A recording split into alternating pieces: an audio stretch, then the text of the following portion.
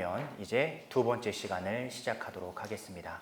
아까 우리는 첫 번째 시간에서 성경이 책이며 계약서이며 동시에 경전이고, 또한 성경이 그 자체로서도 물론 좋은 의미를 가지고 있지만 성경이 개인에게 어떤 의미로 다가오는가가 더 중요하다라는 것을 얘기하다가 쉬었습니다. 그렇죠? 자, 그렇기 때문에 이제는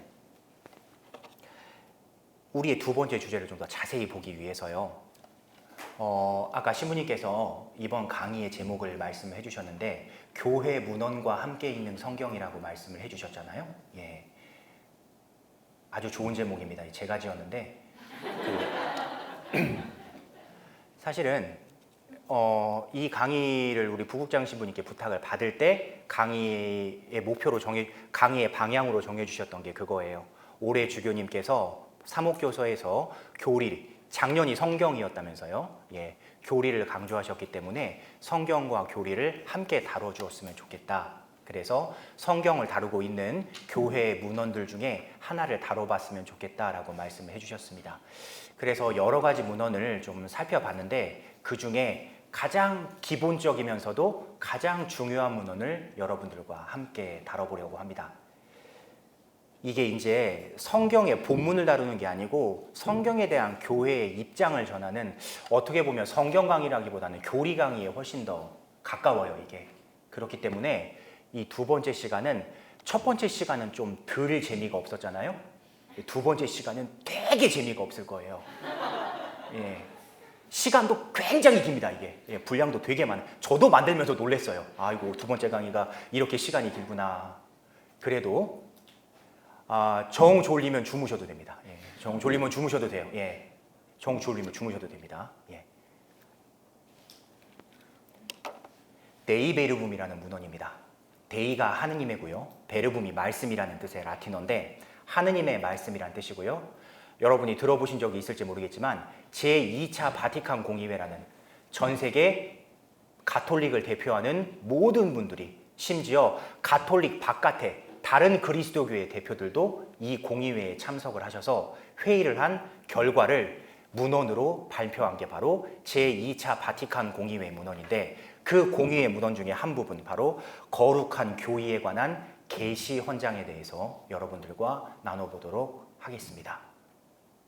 다시 한번 말씀드리지만 되게 재미가 없을 수도 있습니다. 가장 첫 번째로 이 문헌은 계시 헌장이거든요. 계시가 뭔가를 여러분들과 함께 나누고 싶어요. 계시가 뭔가. 세상에 종교를 종류에 따라 구분짓는 것 자체가 참 무의미한 것 중에 하나지만, 그 중에 종교를 구분을 짓자면요, 우리 가톨릭은 계시 종교입니다. 우리 가톨릭은 계시 종교예요. 계시가 무슨 말이냐면 한자로는 10개자에 보일 시자를 씁니다. 그런데 두 번째 한자에 주목을 해주세요. 두 번째 한자 잘 보세요. 볼시가 아니라 보일시예요. 수동태입니다. 내가 보는 게 아니라 누군가 나한테 보여주는 거예요. 계시는 무엇이냐면 열어서 보여주는 겁니다. 나에게. 누가, 그러니까 이제 이거를 우리 쪽으로 옮겨오면 누구겠습니까? 그 열어서 보여주시는 분이 하느님이시겠죠. 우리 가톨릭은 계시 종교입니다. 정말 극단적으로, 이건 정말 극단적으로 얘기를 한 겁니다.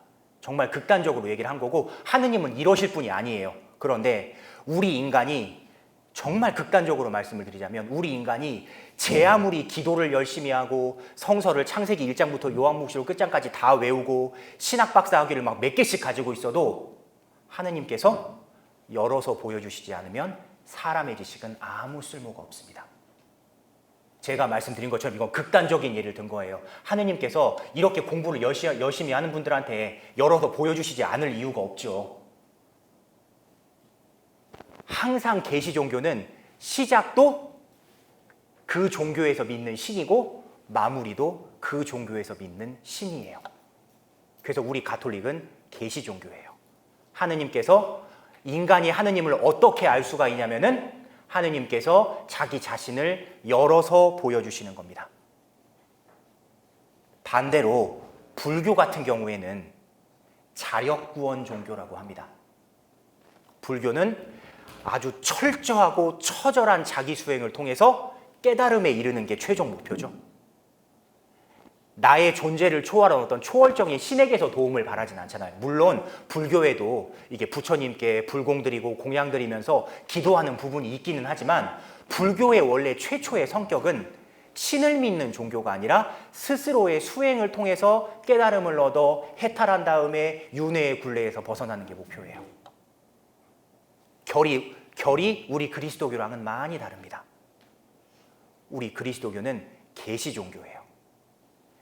그렇다면 하느님께서는 어떻게 우리에게 계시를 내려주시나? 사실 하느님께서 계시를 내려주시는 방법은 무궁무진합니다. 창세기 1장에 보면 세상을 창조하시죠? 그리고 나서 여러분들 창세기 1장에서 하느님이 세상을 창조하시는 과정을 잘 보세요. 첫째 날 뭘 만들고 둘째 날 뭘 만들고 이게 중요한 게 아니에요. 첫째 날 만든 거하고 마지막 날 만든 것만 생각하시면 돼요.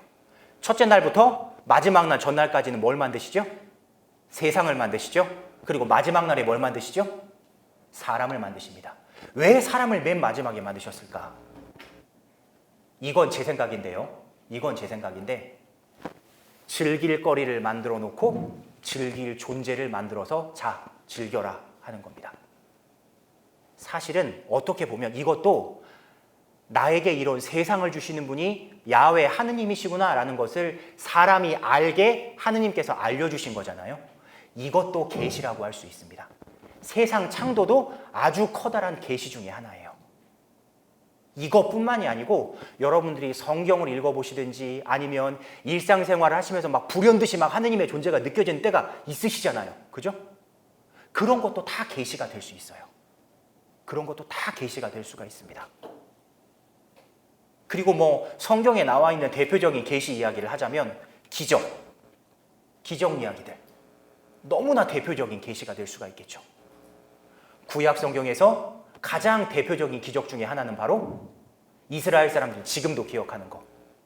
그 시편 아시죠 여러분? 야훼를 찬양하여라. 그지 없이 높으신 분 기마와 기병을 바다에 쳐넣으셨다. 무슨 기적이죠? 바로 홍해 바다를 가르신 기적입니다. 그런데 말입니다. 이 홍해 바다가 우리는 그 바다는 원래 이렇게 한 방향으로만 이렇게 흐르기 때문에 갈라지지는 않잖아요, 양쪽으로. 이게 원래 우리가 아는 자연현상은 아니었잖아요. 그런데 여러분들 진도 앞바다 가시면 그 바다는 지금도 하루에 몇 번씩 갈라지죠. 그렇다면 이 홍해바다를 하느님께서 가르신 이 기적은 기적이 아닐까요? 이것은 계시가 아닙니까? 여기에서 계시에 대한 또 다른 중요한 자세 하나가 나오는 겁니다. 하느님께서 홍해바다를 가르는 계시를 보여주셨어요. 그런데 정말 공교롭게도 진도 앞바다도 하루에 몇 번씩 갈라지네요. 잠깐만, 나는 바다는 하느님만 가르치는 줄 알았는데 이 바다는 저절로 갈라지네? 그럼 이건 계시가 아닌가? 아니, 계시가 아닌 것 같기도 하고 맞는 것 같기도 하고. 여기서 중요한 건 무엇이죠? 바로 맨 마지막에 나오는 인간의 해석입니다. 하느님께서 우리에게 주시는 계시도 중요하지만 이 계시만큼 중요한 게 뭐냐면은 인간이 이것을 어떻게 받아들이냐예요. 아까 방금 전에 제가 여러분께 말씀드린 홍해바다의 기적을 통해서 이 계시와 해석에 대해서 한번 얘기를 해보도록 하겠습니다. 저는 분명히 여러분께 진도 앞바다 갈라진다고 말씀을 드렸어요. 그럼 홍해바다가 갈라진 거 기적 아닙니까? 기적이라고 생각하시는 분 손 들어보세요. 아마 전원 다 손을 드실 거예요. 안 드셔도 됩니다. 전원 다 손을 드실 거예요. 성경 강의로 오신 분들쯤이라면 전원 다 손을 드실 거라고 저는 생각을 해요. 왜 기적이냐?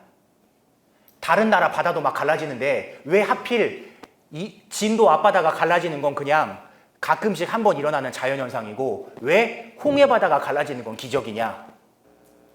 어떤 신학자가 그래서 이런 계시 앞에 이러한 해석을 내놨습니다. 기적은 타이밍이다 라고. 그 홍해바다가 하필 그때 갈라진 거예요. 이스라엘이 바다 앞에 서서 이쪽에서는 이집트 군대가 쫓아오고 모세에게 이렇게 불평을 하죠. 우리를 죽게 하려면 그냥 가만히 이집트에 있는 집에서 편하게 죽게 할 것이지 왜 여기까지 우리를 고생스럽게 데리고 와서 바닷물에 빠져 죽게 하냐고. 바로 이 시간에 갈라지는 겁니다. 그래서 그 신학자는 얘기를 한 거예요. 기적은 타이밍이라고. 그 바다가 그 시간에 그 사람들 앞에서 갈라지는 겁니다. 필요한 현상이 필요한 사람들 앞에 딱 필요한 때에 나타난 거죠. 이게 기적이라는 겁니다, 여러분. 앞서 말씀을 드렸던 것처럼 제가 지금까지 말씀을 드린 이것은 해석입니다. 하느님의 계시에 대한 인간의 해석이에요. 우리나라 옛날 속담에 꿈보다 해몽이 더 좋다라는 말이 있죠.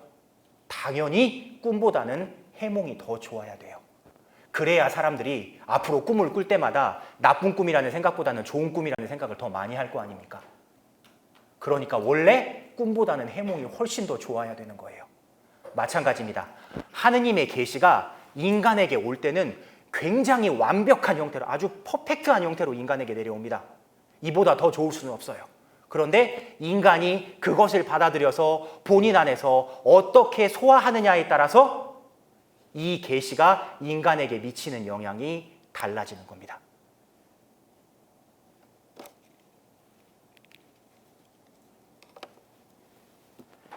사항에 보면요, 이런 말씀이 나옵니다. 아직 긴장하지 마세요. 그 앞에. 아직 긴장하시지 마세요. 예.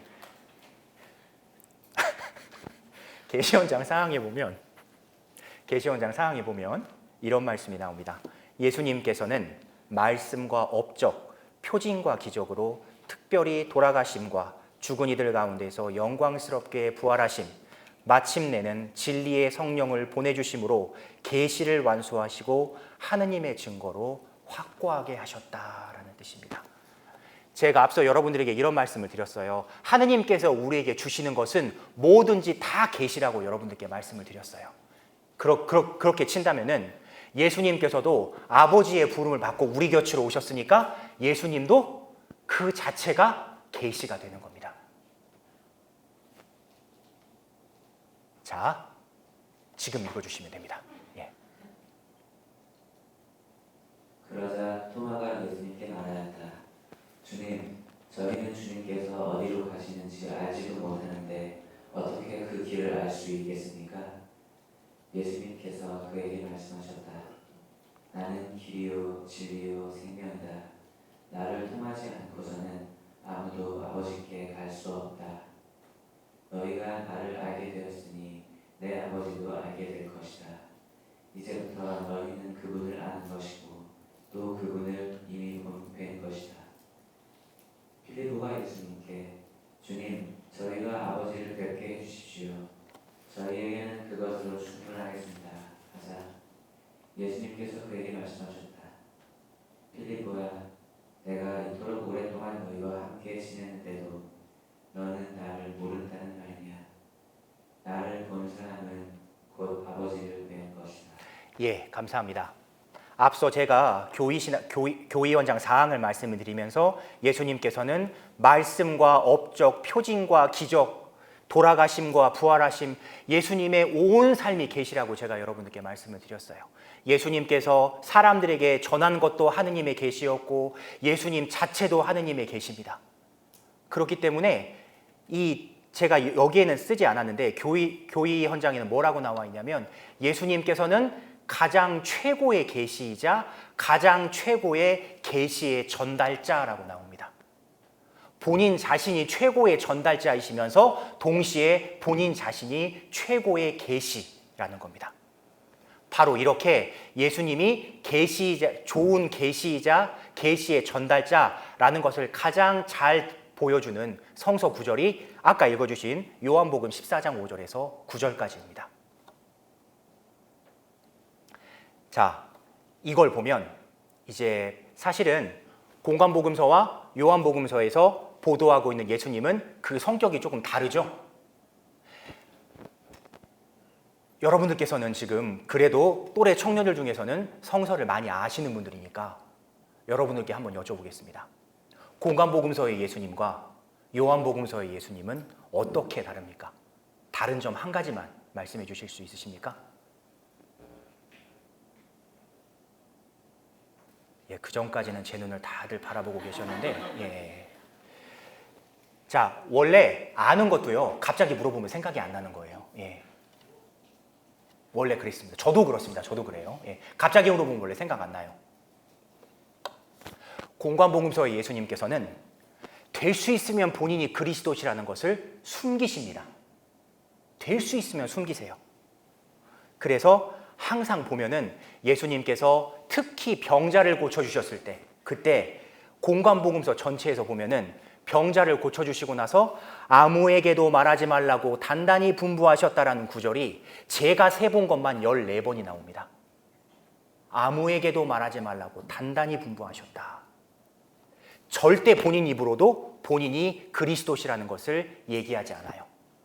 그러면 공관복음서에서는 예수께서 그리스도시라는 걸 누가 얘기를 하냐면 주변 사람들, 예수님께 치유를 받은 병자들, 그리고 그 십자가 위에서 돌아가시는 예수님을 보고 저 멀리에서 예수님을 보면서 백인대장이 뭐라고 하죠? 저 사람이야말로 정말 죄 없는 하느님의 아들이구나 라고 얘기를 합니다.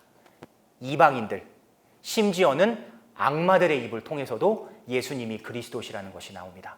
성전에서 마귀 들린 사람을 고쳐주셨을 때 마귀 들린 채로 그 사람이 이렇게 얘기를 하잖아요.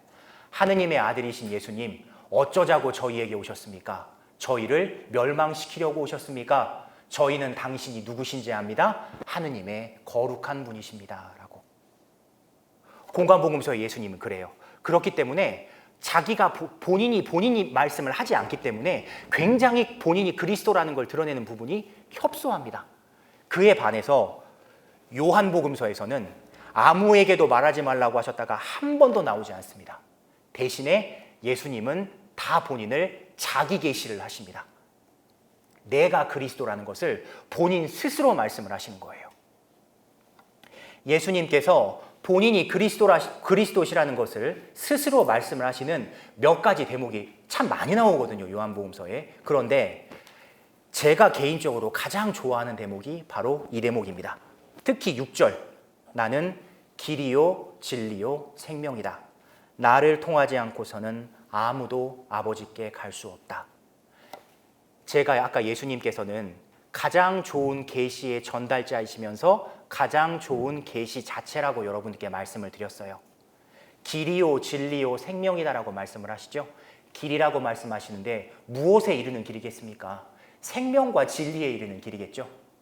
그러니까 결국에는 본인에게 이르려면 본인을 통해서 가야 된다는 거. 이게 무슨 말인지 저도 잘 모르겠지만 아무튼 예수님 안에 모든 것이 다 있다는 겁니다. 바로 교회 현장의 가장 첫 번째 부분에서는 우리에게 이걸 얘기해 주고 있어요. 예수님께서는 가장 탁월한 계시 자체이시며 동시에 훌륭한 계시의 전달자이시다라는 것을 얘기해 주고 있습니다. 그렇기 때문에 마무리에는 이렇게 적혀 있습니다. 우리 주 예수 그리스도께서 영광스럽게 나타나시기 전에는 어떠한 새로운 공적 계시도 바라지 말아야 한다. 어떠한 새로운 공적 계시도 바라지 말아야 한다. 내가 그리스도인네, 하느님의 말씀을 청해서 왔네, 이런 사람들 다 가짜라는 겁니다. 제가 이 구절을 조용히 혼자 묵상을 하면서 생각나는 곳이 있었어요. 아무래도 이제 제가 본당 신부다 보니까 이게 본당 신부가 되면 이제 신자분들을 위주로 생각을 할 수밖에 없거든요. 그런데 전에 한참 이제 신천지 때문에 시끄러울 때가 있었지 않습니까? 예, 그런 때 신천지 생각을 하니까 동시에 거기도 생각이 나더라고요. 저쪽 나주에 가면 그 이상한 동네 하나 있잖아요. 그리스도교 역사 2000년 동안 한 번 일어날까 말까한 기적이 거기서는 일주일에 한 번씩 일어난답니다. 하늘에서 막 성체가 떨어진대요. 예. 그 여러분들이 미사 때 모시는 동그란 성체 있죠? 하늘에서 그게 막 떨어진대요, 성체가. 예. 자, 그런데 이걸 계시라고 할 수가 있을까요? 왜죠? 이건 왜 계시가 아닙니까? 분명히 우리 가톨릭의 교리나 법규에 의하면 그리스도의 몸인 성체는 합당하게 서품받은 사제의 손을 통해서만 축성이 될 수가 있습니다. 사제의 손을 통하지 않으면 그건 그냥 밀가루로 만든 되게 맛없는 빵일 뿐이에요.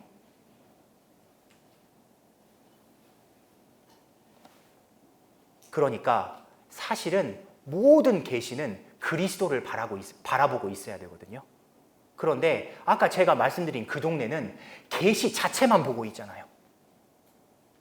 옛날에 누가 그랬죠? 나는 달을 보라고 손가락으로 이렇게 가리켰는데 사람들은 달은 안 보고 내 손가락만 보더라고.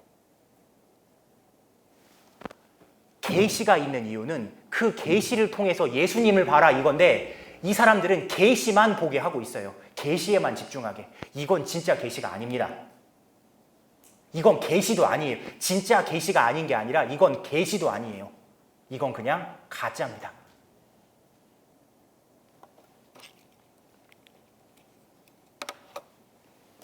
제2장에서는 이렇게 하느님이 인간에게 주신 첫 번째로 주신 계시가 어떻게 인간의 역사 안에서 전달이 되어 왔는지를 우리에게 이야기해 주고 있습니다. 한 처음에 말씀이 계셨다. 말씀은 하느님과 함께 계셨는데 말씀 또한 하느님이셨다. 그분께서는 한 처음에 하느님과 함께 계셨다. 모든 것이 그분을 통하여 생겨났고 그분 없이 생겨난 것은 하나도 없다. 그분 안에 생명이 있었으니 그 생명은 사람들의 빛이었다. 한 처음에 말씀이 계셨다. 한 처음에 말이 계셨다라고 요한복음서는 이렇게 시작을 합니다. 한 처음에 세상이 창조되기 그 직전에 말씀이 계셨다라고 나와요. 우리말로는 말씀이라고 번역이 되어 있는데요. 이게 그리스어 원문을 보면 여기 이게 뭐라고 이 단어가 뭐라고 써 있냐면 여러분도 너무나 잘 아시는 로고스라는 단어가 써 있습니다. 여러분 로고스라는 단어 들어보셨죠? 그런데 이 로고스는 사실은 굉장히 철학적인 말이에요. 물론 로고스를 사전에서 찾아보면은 맨 처음에 나와 있는 뜻이 말이거든요. 그런데 그 뒤에 무슨 뜻도 있냐면은 과정, 규범, 규칙 이런 뜻도 있고요. 철학적으로 가면 이 로고스가 어떤 뜻이 있냐면은 세상을 움직이게 해주는 그 어떤 것입니다. 세상을 움직이게 해주는 그 어떤 것. 그 어떤 것이 사람이 되었든지 자연의 법칙이 되었든지 무슨 현상이 되었든지 아무튼 그리스 사람들이 생각을 할 때는 이거는 잘 모르겠는데 아무튼 이 세상은 세상을 움직여주는 중심이 되는 그 어떤 것이 있었어요. 바로 그 어떤 것이 우리 그 어떤 것을 가리키는 로고스라는 단어가 성경 안으로 들어오게 되면서 이게 뭐가 되죠? 예수님이 되는 겁니다. 그런데 우린 이것을 그리스어의 가장 첫 번째 뜻인 말씀이라고 표현을 해요. 말이라고 표현을 해요. 세상은 말을 통해 창조가 되었습니다. 제가 아까 여러분들께 하느님께서 세상을 창조하신 것도 아주 큰 계시 중에 하나라고 여러분께 말씀을 드렸지요. 그렇다면 하느님께서 사람에게 준 첫 번째 계시는 바로 말씀이에요. 말의 형태로 계시를 주신 것입니다. 두 번째 나와 있는 것처럼 계시는 가장 먼저 말씀이라는 형태로 우리 인간의 역사 안에 들어오기 시작했습니다. 지금도 사실 그렇습니다. 사실 지금은 과학기술이 많이 발달을 해가지고 사람과 사람이 굳이 말을 하지 않더라도 소통할 수 있는 방법이 얼마든지 있죠. 그럼에도 사람들은 지금도 그렇게 사람과 사람이 소통을 할 수 있는 방법이 많음에도 불구하고 지금도 사람들은 우리 자매님들 그러시잖아요. 전화로 2시간 동안 얘기한 다음에 끊을 때 뭐라고 하시죠? 자세한 얘기는 만나서 하자고 하시잖아요. 이것처럼 그토록 좋은 그 HD 보이스 품질로 이렇게 통화를 막 하고 나서도 진짜 중요한 얘기는 사람이 얼굴과 얼굴을 맞대고 말로 해야 돼요. 이렇게 소통하는 방법이 다양화되고 발달된 이 세상에서도 그렇습니다. 지금 미국 얼마 안 있으면 미국 대선이죠? 지금 미국 대선 보세요. 그렇게 코로나가 위험합니다. 될 수 있으면 나오지 마세요. 그래도 대통령 후보들이 연설하러 나가면은 지금도 그 연설 현장에 몇천 명, 몇만 명이 몰립니다. 지지하는 사람들이. 소통하는 수단이 아무리 발달을 해도요. 사람과 사람 사이에 오해가 가장 적고 가장 효과적인 소통 수단은 바로 얼굴을 맞대고 말을 하는 겁니다. 말이에요. 그렇기 때문에 하느님께서는 가장 첫 번째 말씀으로 우리에게 계시를 주신 겁니다. 하느님의 이 첫 번째 계시인 말씀이 사람들의 세상 안으로 들어오고 나서요, 이제 하느님께서 우리에게 주신 방식은 이제 말씀이지만 그 말씀이 인간의 해석을 거치면서 여러 가지 다양한 방식으로 변화가 되게 됩니다. 가장 첫 번째로 변화된 게 글이죠. 그래서 말씀이 글이 된 것이 성경이 되는 거고, 그 성경에 글된 그 성경이 이제 역사가 쭉 흐르면서 사람들 안에서 보다 다양한 형태로 막 발전되기 시작을 하는 거죠. 그래서 보면은 때로는 전례로, 때로는 기도로, 때로는 어떠한 가르침으로 사람들에게 전달이 되는 것이죠.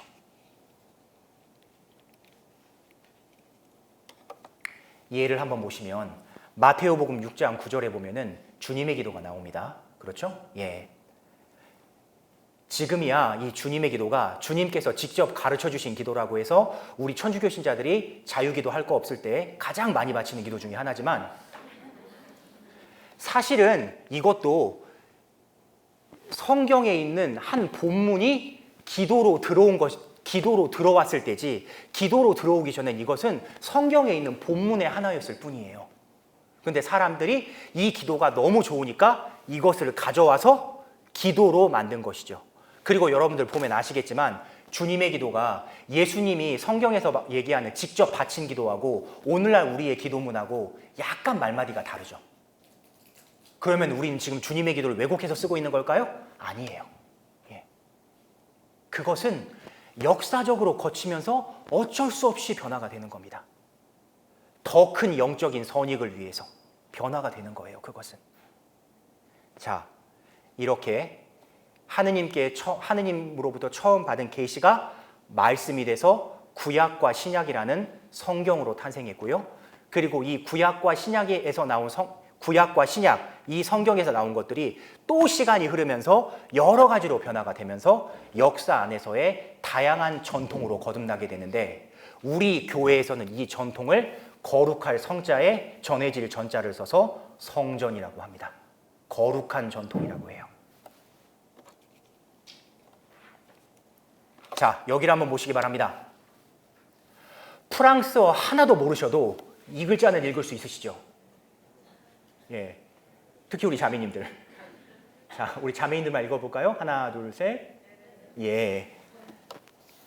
제가 왜 이걸 여러분들께 가지고 왔냐면은 두 가지 이유입니다. 첫 번째로는 제가 이 브랜드에 대해서 되게 재미있는 경험이 하나가 있었고요. 그리고 이 브랜드에 대해서 재미있는 경험으로 인해서 굉장히 많은 공부를 하게 됐어요. 제가 아까 여러분들께 말씀을 드렸죠. 계시가 인간의 역사 안에 들어와서 인간의 역사를 거쳐서, 시간의 흐름을 거쳐서 끊임없이 발전이 된다고. 그렇기 때문에 원래 하느님께서 원래 나에게 처음 사람들에게 주셨던 것과 지금 내가 가지고 있는 것은 다를 수가 있다고 여러분들에게 말씀을 드렸어요. 왜냐하면 그것은 역사적인 흐름이 있으니까. 이 브랜드가 그렇다고 합니다. 잠깐 여러분들께 딴소리를 드리자면, 이제 무슨 사정이 있어서 외국에 나갔을 때입니다. 비행기를 기다리다가 면세점에 들어갔어요. 가방이 예쁜 게 하나가 있길래 가방을 봤는데 680달러인 거예요.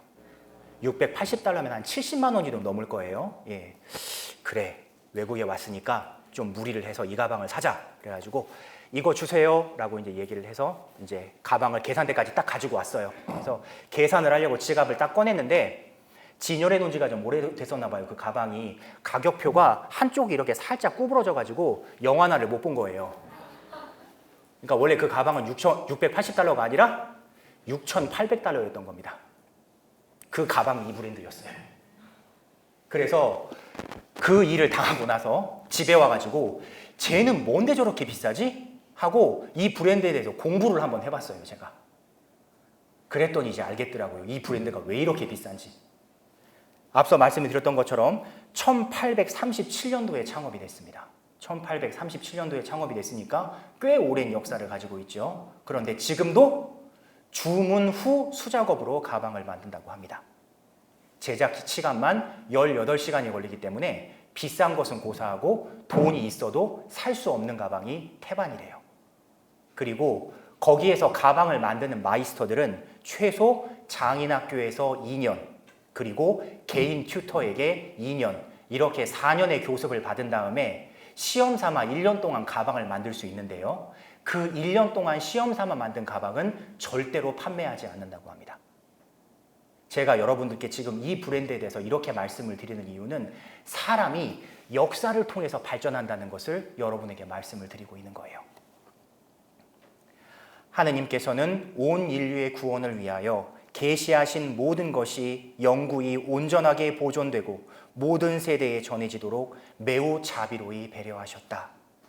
온전하게 보존되고 모든 세대에 전해지도록 한다. 이것 자체가 역사 안에서 하느님의 계시가 전해진다는 뜻입니다. 바로 그렇게 역사 안에서 전해져 오는 이 하느님의 계시를 사도들에게서 이어오는 이 성전은 성령의 도우심으로 교회 안에서 발전한다. 전해진 것들과 말씀에 대한 이해, 신자들의 명상과 공부, 영적인 것들에 대한 깊은 경험, 주교직 계승을 통한 설교 등을 통해서 발전한다고 하는데, 제가 여러분들과 나누고 싶은 것은 두 번째입니다. 신자들의 명상과 공부. 제가 앞서 말씀을 드렸죠? 하느님의 계시는 교회 안에서 시간의 흐름에 따라서 발전을 한다고. 그런데 아무도 그 계시에 관심을 갖지도 않는데 시간만 흐른다고 해서 그 계시가 발전하냐면 그게 절대로 아닙니다. 시간이 흐르면서 계시가 발전을 할 수 있는 이유는 무엇이냐면 하느님의 계시에 관심을 갖고 그 계시에 대해서 공부를 하고 기도를 하면서 본인 나름대로의 결론을 얻는 사람들이 있기 때문이에요. 그러니까 이러한 입장에서 말씀을 드리자면요, 지금 여러분들도 계시의 발전의 한 역사에 서 계신 겁니다. 정말이에요. 이거는 정말이에요. 이 비 추적추적 오고 이 날씨 좋은 주일에 집에서 그냥 쉬셔도 되잖아요. 이거 안 나오신다고 막 부국장 신부님이 개인적으로 전화하셔가지고 너 왜 안 나오니 뭐 이러시지는 않잖아요. 그죠? 예. 제가 알기로 우리 부국장 신부님은 그런 분이 아니시거든요. 그런데 여러분들은 여기에 오셨단 말이에요. 그래서 이 재미없는 강의를 지금 듣고 계시는 겁니다. 심지어 필기까지 하시면서. 예. 이거 자체가 지금 이 문헌에서 이야기하는 여러분들께서 하느님의 계시를 인간의 손으로 발전시키는 한 과정을 담당을 하고 계신 겁니다. 여러분들께서. 맞습니다. 강의 끝나고 나가면 다 잊어버리실 수도 있어요. 상관없습니다. 그래도 그 시간에는 충실하셨으니까. 그게 중요한 거예요. 그게 중요한 거예요. 잊어버리셔도 상관없어요. 잊어버리시면 부국장님한테 또 물어보시면 돼요. 예.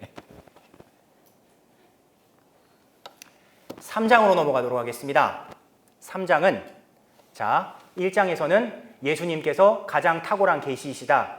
2장에서는 이 탁월한 계시는 교회를 통해서 역사 안에서 발전됐다. 이렇게 나왔죠. 그리고 3장에서는 성경의 영감과 그 해석에 대해서 나옵니다. 사실 성경에 대해서 본격적으로 다루는 부분은 3장부터입니다.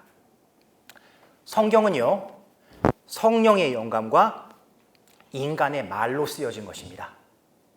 성령께서 영감을 주셔서 인간이 본인의 말로 쓴 것이 바로 성경이죠. 그렇기 때문에 성경 안에는 신적인 완전함과 인간적인 제한이 동시에 들어갑니다.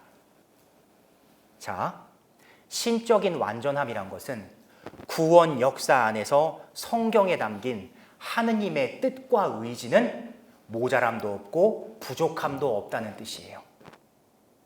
성경 안에 담긴 하느님의 뜻은 완벽하다는 뜻입니다. 하지만 11항에서 보면 하느님의 계시는 성령의 감도로 성서의 글로 담겨지고 표현되어 보존된 것이다 라고 나옵니다. 이렇듯이 완전한 하느님의 메시지를 담고는 있지만 인간이 손을 대어 썼기 때문에 그 안에는 인간적인 제한이 들어갑니다. 그게 무엇이냐면 인간이 제한을 받는 것 중에 가장 큰 것 두 가지가 시간과 공간이에요. 본인이 있는 시간대와 본인이 어디에 있냐에 따라서 인간이 쓰여지는 말이 달라집니다. 그렇기 때문에 성경을 볼 때는요, 신적인 측면과 인간적인 측면을 둘 다 고려하면서 봐야 됩니다. 근데 어떤 학자들은 너무나 학문적인 영역에 집중한 나머지 신적인 영역을 제하고 인간적인 영역만 보고 있어요. 인간적인 영역만 보게 되면 성서는 빵점입니다. 왠지 한번 제가 보여드릴게요. 대성읍 니네베에서 아시리아인들을 다스리던 네부카드네자르 임금 제12년에 자, 구약 성경에 나와 있는 유디서 1장 1절 가장 첫 장의 첫 구절 내용입니다. 대성읍 니네베에서 아시리아인들을 다스리던 네부카드네자르 임금이라고 하죠. 네부카드네자르 임금은 아시리아 사람이 아니라 바빌론 사람입니다. 첫 장부터 틀리고 시작을 하는 거예요. 실제로 유디서를 제외하고요, 네부카드네자르 임금이 언급되는 다른 모든 구약 성경에는 바빌론의 황제라고 나와 있습니다. 그런데 이 성서는 1장 1절, 첫 장 첫 구절부터 틀리고 시작을 하는 거예요. 이게 성경에 나와 있는 인간적인 제한입니다. 이것 말고도 연대도 안 맞고 사람 이름도 안 맞고 뭐도 안 맞고 안 맞는 거 투성이에요. 그렇기 때문에 성경을 인간적인 눈으로만 보게 되면은 글쎄요, 이런 말 하면 좀 그렇지만 우리가 빌려보는 만화책만도 못합니다. 오류 투성이니까. 그런데 그러니까 성경은 항상 신적인 부분과 인간적인 부분을 동시에 고려하면서 읽어야 한다는 것이죠.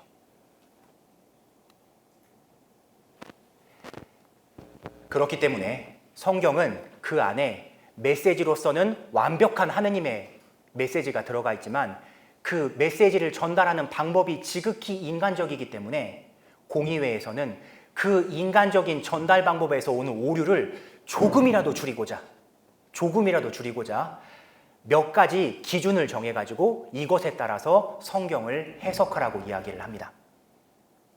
성서 저자가 제한된 상황에서 그 시대와 문화의 여러 조건들에 따라 표현하려 하였고 또 표현한 그 뜻을 연구해야 한다. 한마디로 성경이 쓰인 문학적인 분석을 반드시 해야 된다고 이야기를 해요. 문학적인 분석에는 첫 번째로 이겁니다. 지방 고유의 사고방식. 오늘날 우리에게 맞지는 않지만 그때 당시에는 당연하게 통용되었던 사고방식이에요. 그것을 잠깐만 지금 생각하니까 이거 틀렸잖아 이렇게 생각하면서 그때 당시의 본문을 무시하지 말라는 것입니다. 첫 번째로요, 성경이 쓰여진 그때 당시에는요, 친족 결혼이 보편적이었어요. 우리 구약 성경을 보면 대부분 자기 친척들끼리 결혼을 하죠. 그리고 상속법, 그 고대 이스라엘의 상속법은 어땠죠? 여자는 상속을 받을 수가 없었어요. 그래서 돈이 엄청 많은 아버지가 딸만 하나 남기고 돌아가셨단 말입니다. 그러면은 이 딸은 유산을 상속받을 수가 없어요. 그래서 아버지의 그 많은 재산은 가장 가까운 남자 친척들에게 차례차례 돌아갔습니다. 그렇기 때문에 그때 당시 이스라엘 사회에서 불쌍한 사람들의 두 가지 표본 모델이 누구였냐면은 첫 번째가 고아고 두 번째가 과부였어요. 남편 없는 여자들. 아무런 보호막이 없는 거예요, 사회문화적으로. 근데 이런 게 지금 생각해보면 말도 안 되는 내용이잖아요. 그렇죠? 그런데 그때 당시에는 그게 당연하게 통용이 됐다는 거예요. 그리고 그것을 성경을 읽을 때는 그때 당시의 사고방식을 어느 정도 존중하면서 읽어야 된다는 겁니다. 아이고 이거 못 쓰겠네 이러면 안 된다는 거예요. 그리고 언어 방식. 아무래도 성경이 구약 성경은 가장 첫 번째로 히브리어로 쓰여졌고 신약 성경은 그리스어로 쓰여졌죠. 그런데 이 히브리어 그리스어도 고대 그리스어와 고대 히브리어지 요거 지금 가서 이스라엘에 얘기하면 안 통합니다. 이스라엘하고 그리스 가서 얘기하면 안 통합니다. 그 시기에 문법이 있었을 거 아닙니까? 그 시대에 사람들이 쓰는 관용어구가 있고 그 똑같은 단어도 그 시대에 쓰는 단어의 의미가 달랐을 거예요. 그것을 알아야 한다는 겁니다. 가장 첫 번째로요. 이것은 성경 밖의 내용인데 우리 한국말로 비겁하다라는 단어를 영어로 카워드라고 하잖아요. 자, 그런데 한국말로 비겁하다.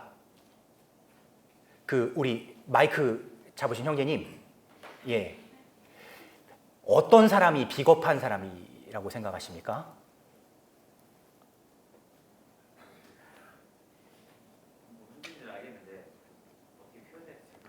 예. 그 뒤에 자매님. 비겁한 사람이라면 어떤 사람이 가장 먼저 떠오르세요? 정의롭지 못한 사람. 그렇죠. 예, 그렇죠.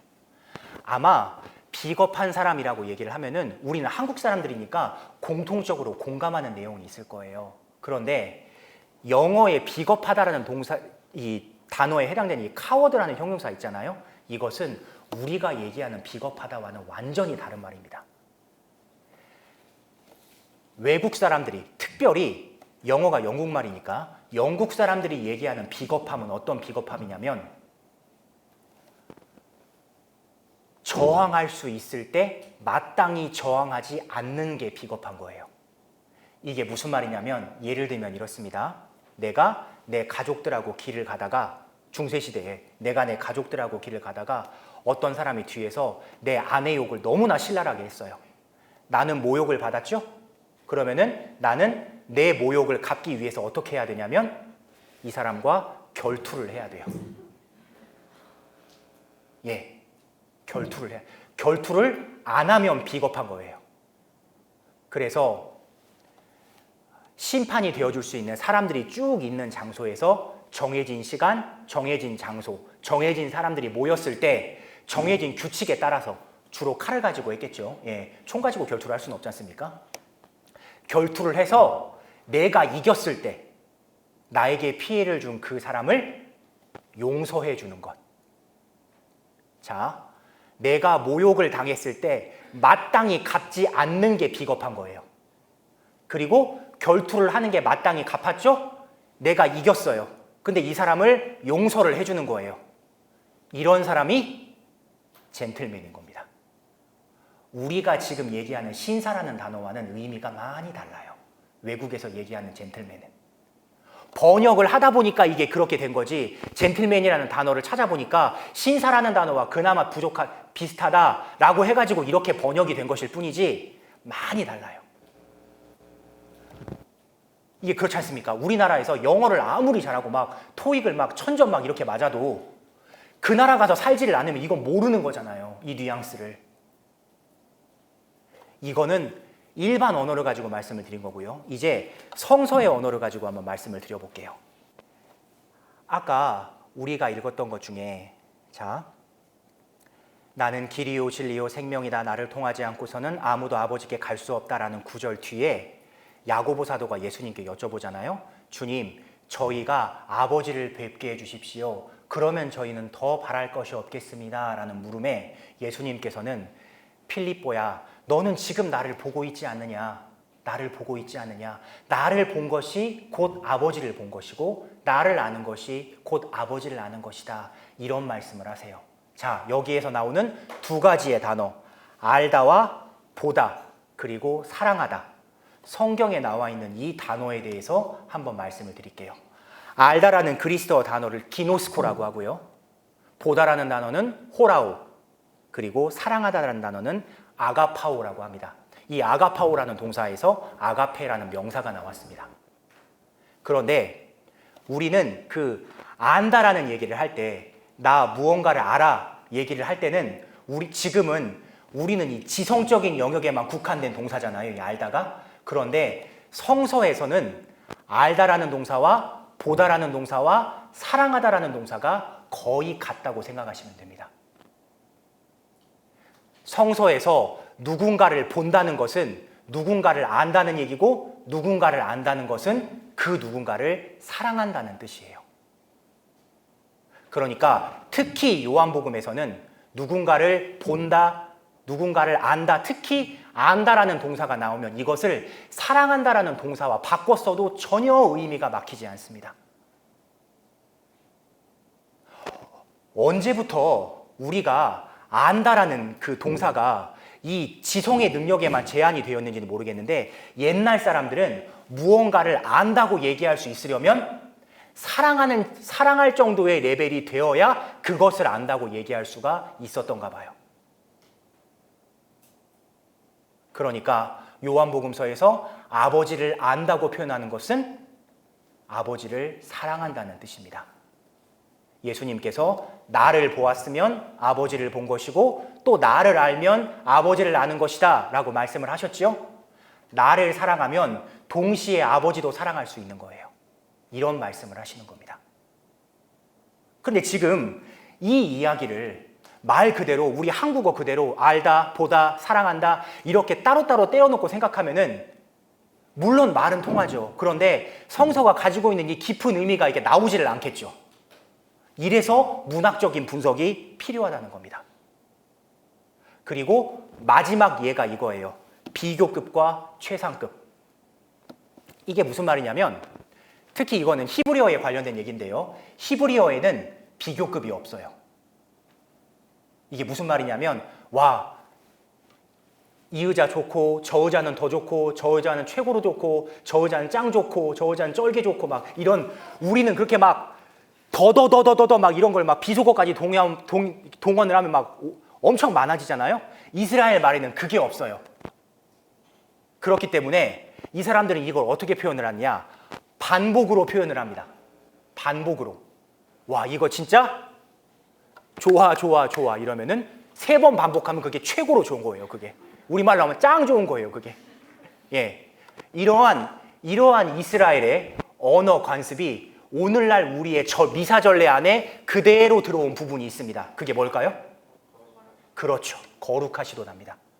거룩하시도다, 거룩하시도다, 거룩하시도다. 3번 반복하니까 하느님께서 최고로 거룩하신 분이라는 뜻이에요. 이러한 문법을 모르면 다가오질 않겠죠? 왜 이 사람을 쓸데없이 같은 말을 3번이나 써놨지? 이러겠죠. 그래서 문학적인 분석이 필요하다는 겁니다.